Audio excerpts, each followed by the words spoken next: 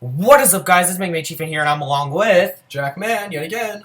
And today, we're back with another episode of the podcast, episode 5. I can't believe we're already 5 episodes into this series.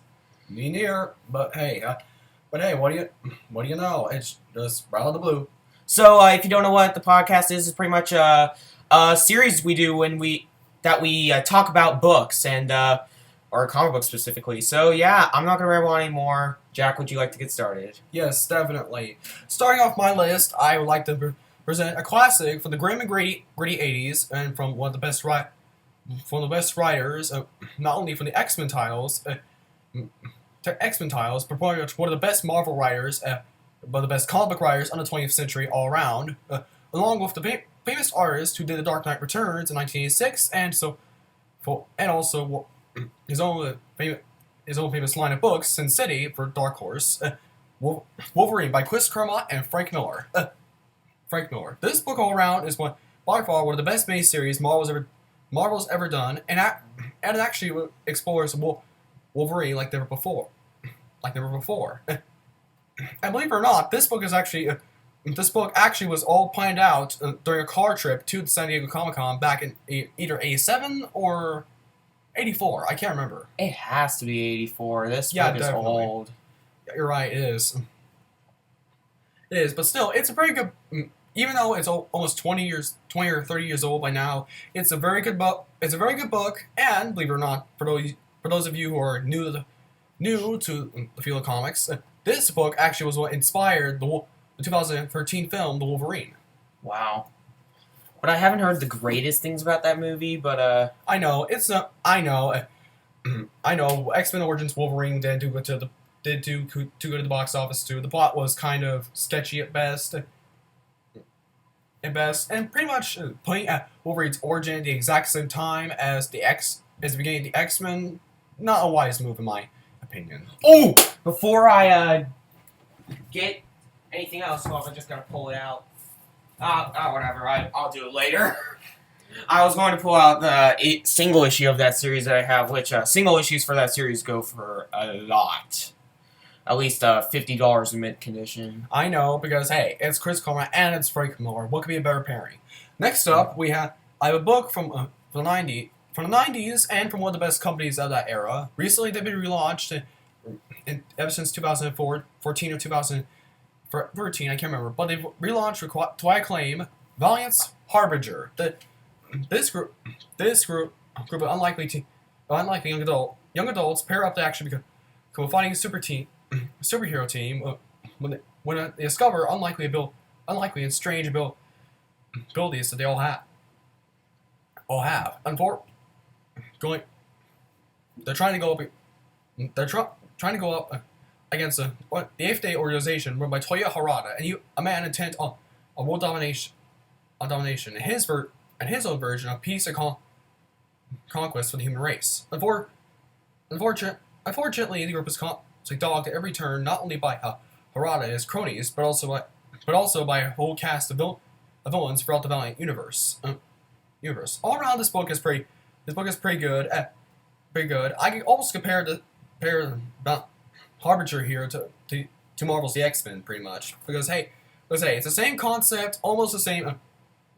It's the same concept, only there's one difference. Instead, in this version, there's no Professor X.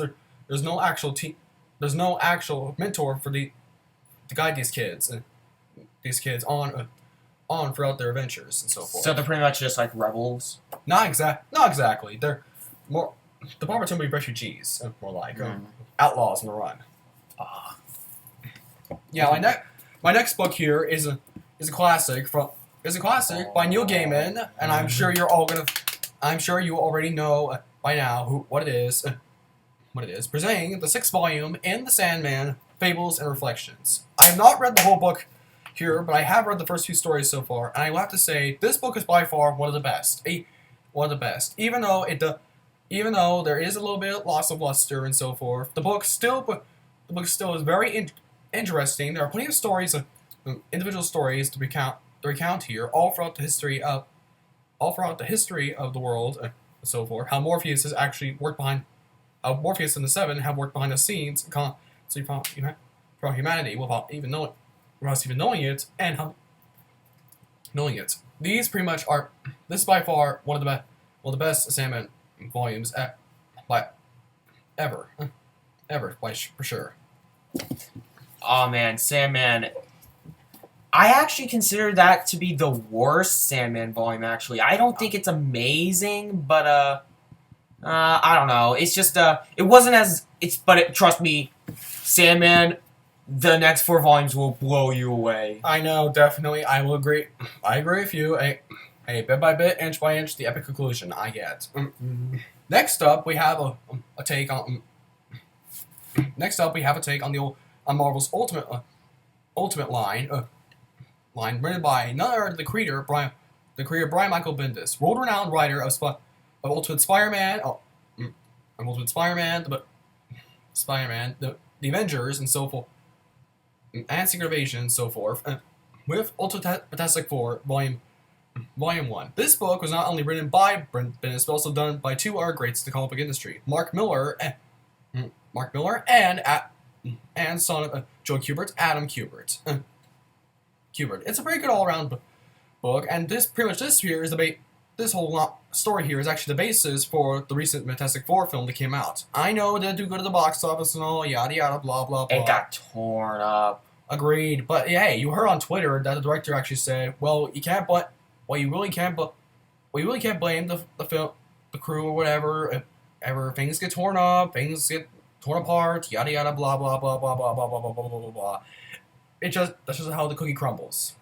Yeah, but oh man, Marvel.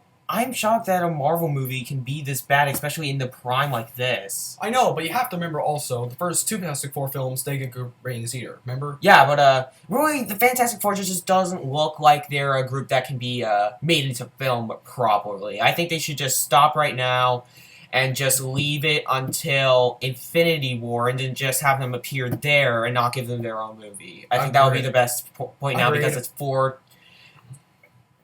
failed attempts now, if you include the 1994 direct-to-DVD one. Oh please, 1994. That wasn't even released. That was just a bootleg. That was just bootleg, pretty much. They had the. It was made, but yeah, I know. But it's horrible. I know.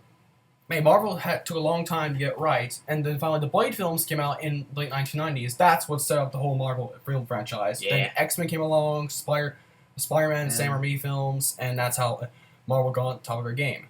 Yeah.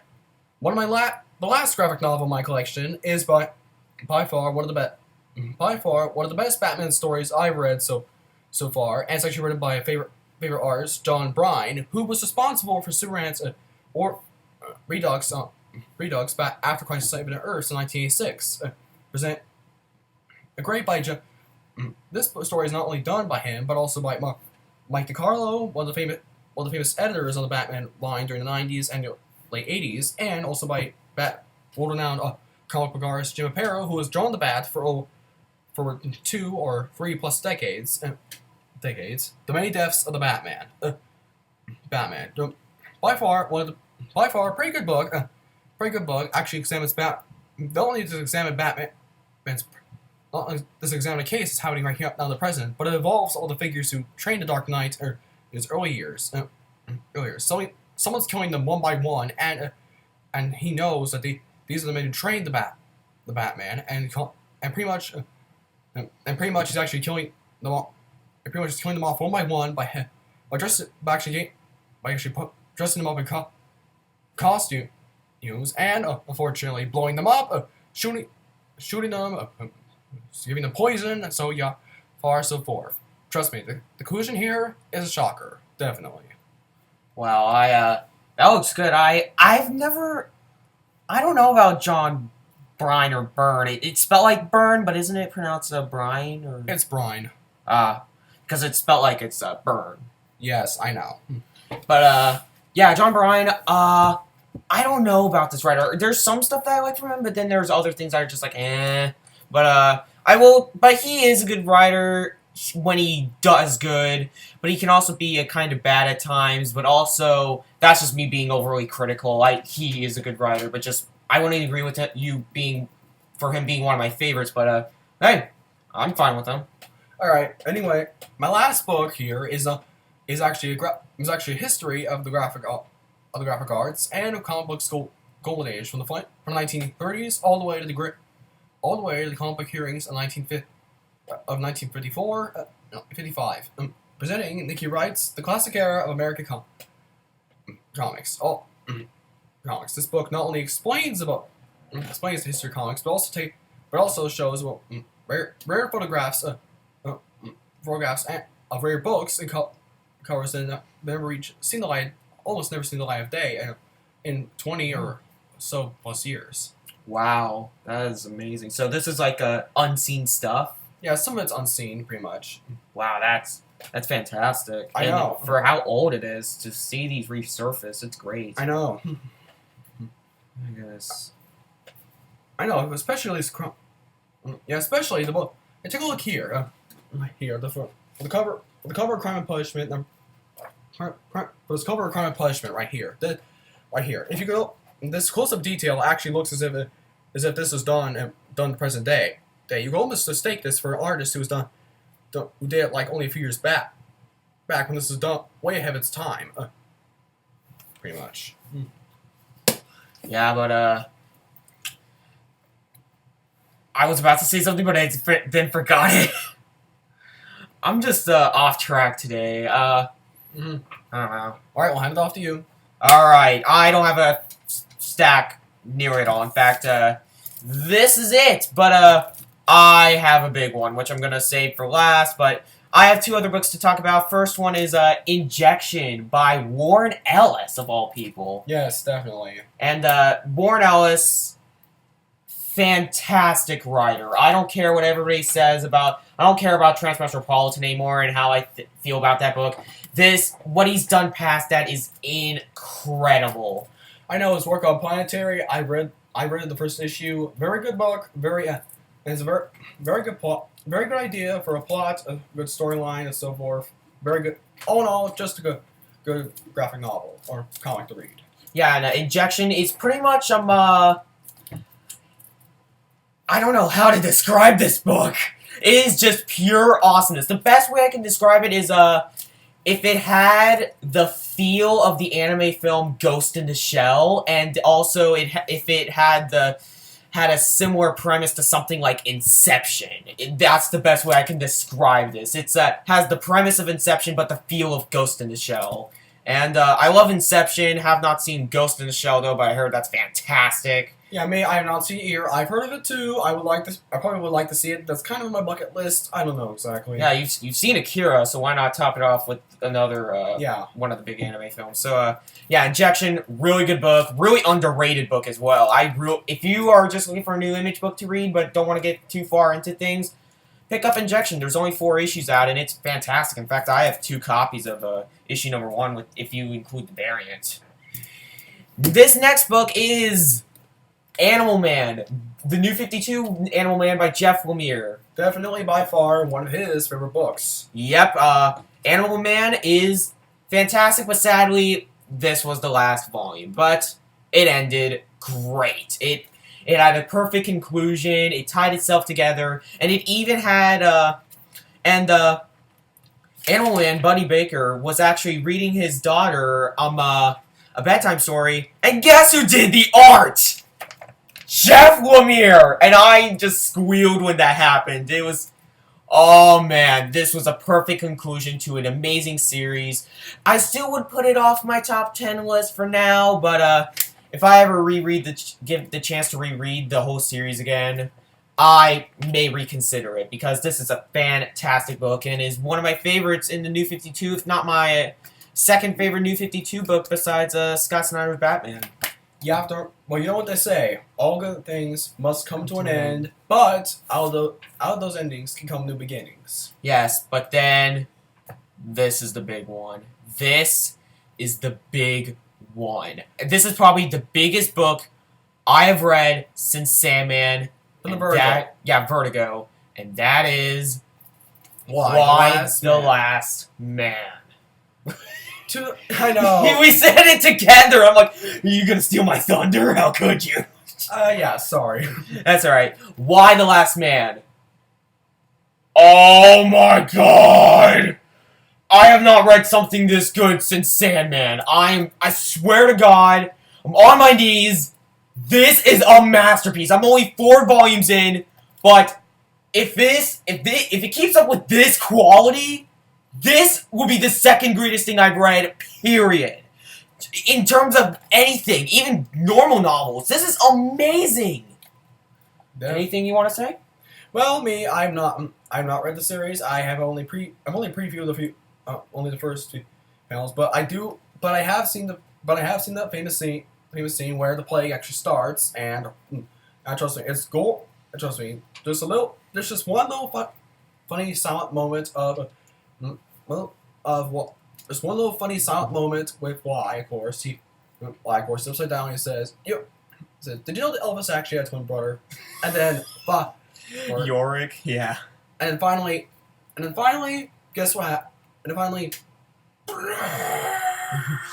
everything with the Y chromosome dies, and except for Yorick Brown, who's the man pictured here, and his pet monkey Ampersand. Yes, the only 2 males left on Earth.